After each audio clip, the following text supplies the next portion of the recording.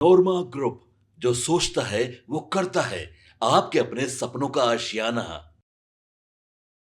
नमस्कार, मैं हूं सागर कुमार। भारत लाइव देख रहे हैं। देखिए, बिहार के राजनीति की तमाम खबरों को हम लगातार आपके समक्ष प्रस्तुत कर रहे हैं। हर एक खबर पर हमारी नजर बनी हुई है, लेकिन इसके साथ साथ राष्ट्रीय स्तर के भी कई मुद्दों पर हम अपने कई लोगों से बातचीत करके आपको बताते हैं कि राष्ट्रीय स्तर पर क्या कुछ हो रहा है और कौन से ऐसे जो मुद्दे हैं जो वर्तमान में हाईलाइटेड हैं।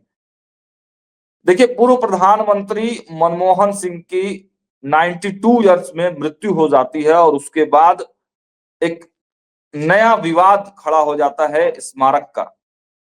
मल्लिकार्जुन खड़गे, जो कांग्रेस के राष्ट्रीय अध्यक्ष हैं, उन्होंने सरकार से मांग की थी कि जहां पर उनकी अंत्येष्टि की जाए वहीं को स्मारक बना दिया जाए, लेकिन सरकार ने अभी तक इस पर कोई बड़ी पहल नहीं की है। हालांकि उनके मृत्यु के उपरांत आपने देखा कि शोक लगातार राष्ट्रीय शोक घोषित किया गया था। 7 दिन तक राष्ट्रीय शोक घोषित किया गया था और प्रधानमंत्री के साथ साथ कई लोगों ने दुख व्यक्त किया था। इसी मुद्दे पर आज बातचीत करने के लिए हमारे साथ राष्ट्रीय जनता दल के सैनिक प्रकोष्ठ के नेता हैं रजनीश जी। पहले तो बहुत बहुत स्वागत है रजनीश जी आपका। नमस्कार। रजनीश जी, समय समय पर आप हमारे साथ जुड़ते रहते हैं। तमाम जो समसामयिक मुद्दे हैं उस पे हम लोगों की बातचीत होती रहती है। ये इस मुद्दे को आप कैसे देखते हैं? पूर्व प्रधानमंत्री मनमोहन सिंह इतना बड़ा नाम है, निगम बोध घाट पर उनकी अंत्येष्टि कराई गई और यहीं पर स्मारक बनाने की मांग की जा रही थी, लेकिन अब जो राजनीति इस मुद्दे पर हो रही है, महासचिव हैं कांग्रेस के केसी वेणुगोपाल, उन्होंने कहा कि सरकार स्मारक बनाने के लिए जमीन भी नहीं तलाश पाई। ये देश के पहले सिख पीएम का अपमान है। इसको कैसे देखते हैं आप रजनीश जी? देखिए, स्मारक आप किसी का बनाइए, कहीं भी बनाइए, लेकिन वहां कौन जाता है इस बात का रिलेवेंस है। वहां कोई जाता है कि नहीं जाता है ये देखिए। महात्मा गांधी का मूर्ति हर जगह लगा हुआ है, लेकिन कोई देखता है महात्मा गांधी के तरफ कि नहीं देखता है, ये इंपॉर्टेंट बात है। बिल्कुल। लाल बहादुर शास्त्री, उनका स्मारक उनका घर बना हुआ है और आप गए कि नहीं गए? कितने लोग को पूछिए कि इलाहाबाद जाते हैं तो उनके घर में गए हैं। उनका जिस रूम में वो बैठते थे, पढ़ते थे, उस रूम में एक चारपाई रखा हुआ है, एक उनका पानी पीने वाला लोटा रखा हुआ है, किताब रखा हुआ है 2 और एक धोती रखा हुआ है। कितना लोग जाके उसको देखता है, उसका रिलेवेंस क्या है? पंडित नेहरू का बना हुआ है स्मारक, इंदिरा जी का बना हुआ है, कितने लोग जाके उस स्मारक को देखते हैं और देखते समय उसको याद करते हैं। तो आप स्मारक कहीं पर भी बना दीजिए, जमीन में बनाइए, समुद्र में बिन लादेन को जैसे दफना दिया था वहां बनाइए या आसमान में बनाइए। मेन थिंग है कि लोग वहां जाके उसको देखता है और देख करके क्या सोचता है। तो इसलिए स्मारक बनाने से ज्यादा इम्पोर्टेंट है कि जिस कैलिबर के वो लीडर थे और जिसके लिए वो जाने जाते थे अपनी इंटेलेक्ट के लिए, उससे बेटर होगा कि जैसे अमेरिका में है प्रेसिडेंशियल लाइब्रेरी, जी, वाशिंगटन डीसी में जॉर्ज वाशिंगटन के नाम पे है प्रेसिडेंशियल लाइब्रेरी है। उसमें दुनिया का जो किताब है डिजिटल फॉर्म में, प्रिंटेड फॉर्म में, दुनिया के जिस लैंग्वेज में आपको चाहिए उस लैंग्वेज में आपको मिल जाएगा। जैसे मैं एक एग्जांपल दे रहा हूँ, इंडिया में शराब का नाम तरह तरह के आप भी सुनेंगे। बियर है कोई, किसी का नाम शराब है, किसी का नाम रम है, किसी का नाम तारी है, किसी का नाम क्या क्या अंडू भंडू सब है।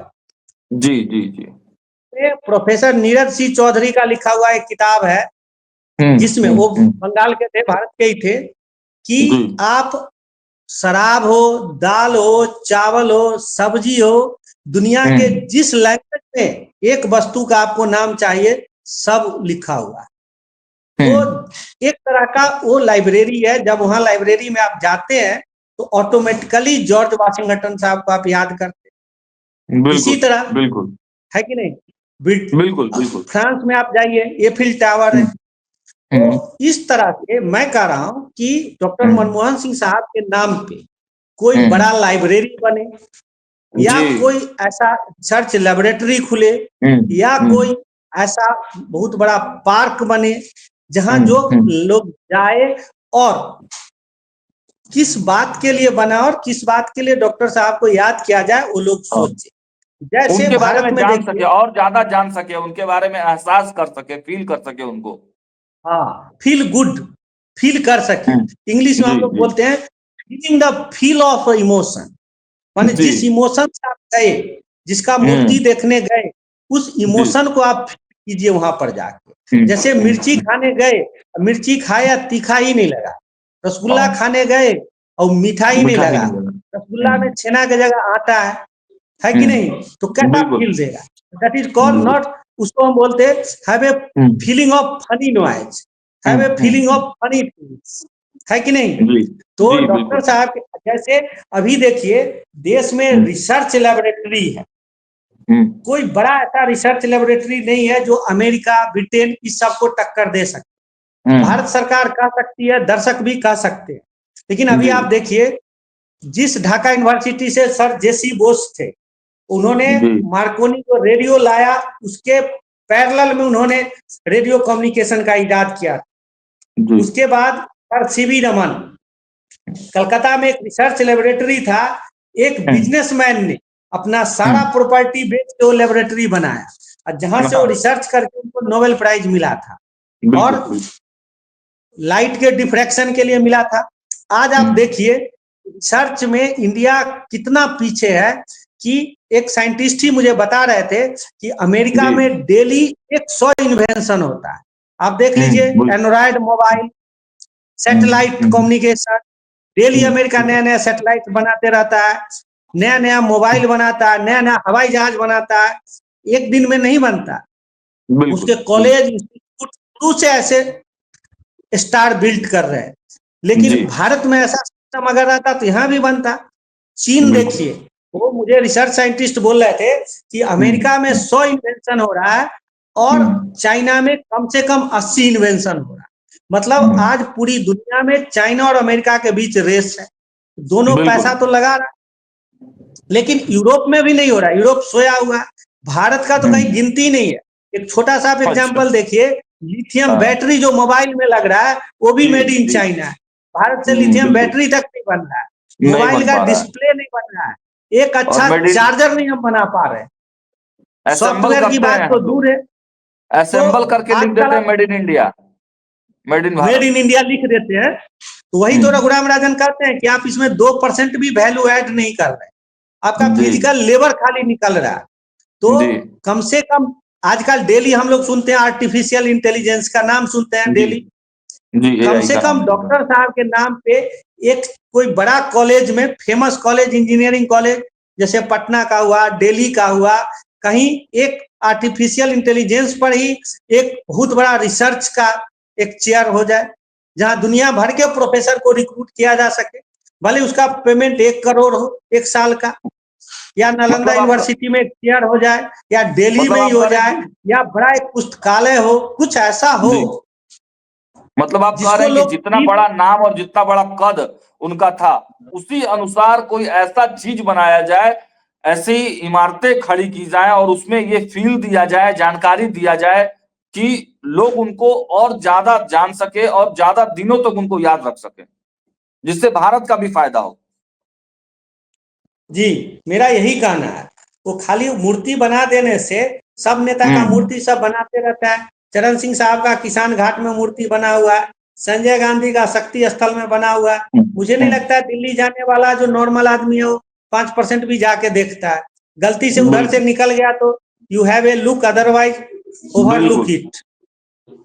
साथ में एक आकर्षण का कोई चीज लगाना होगा जिससे कि आकर्षित होकर लोग वहां तक जाए। मतलब ज्ञान की जो ज्योति है ना, उसको हम इमोर्टल बोलते हैं। कितना वर्षों पहले वेद लिखाया, आज तक उसकी ज्योति बिखर रही है। कितना पहले कुरान लिखाया, उसकी ज्योति अभी भी संसार को ज्योतिर्मय किए हुए है। एक रामायण लिखाया कब, एक बड़े साइंटिस्ट बोल रहे थे लिटरेचर के कि पहले एक किताब लिखाया जाता था 100 सालों में, वो पूरे दुनिया में चमत्कारिक प्रभाव करता था। आज 100 book is printed every day but nobody take notice of it.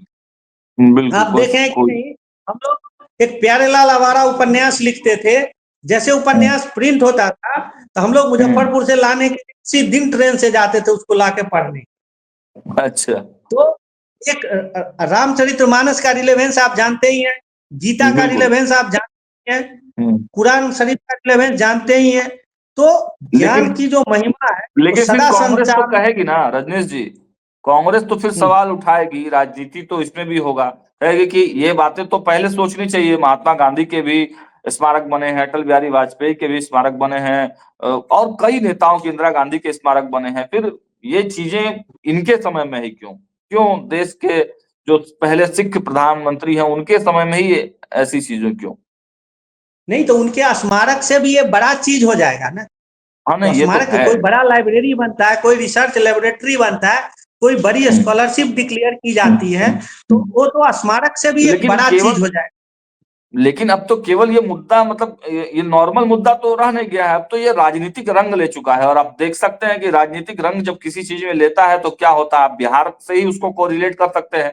BPSC छात्रों का मुद्दा इतने दिनों से चल रहा था, लेकिन जब अब प्रशांत किशोर उठा रहे हैं तब पप्पू यादव भी आज बिहार बंद कर रहे हैं, तेजस्वी यादव भी ट्वीट कर रहे हैं।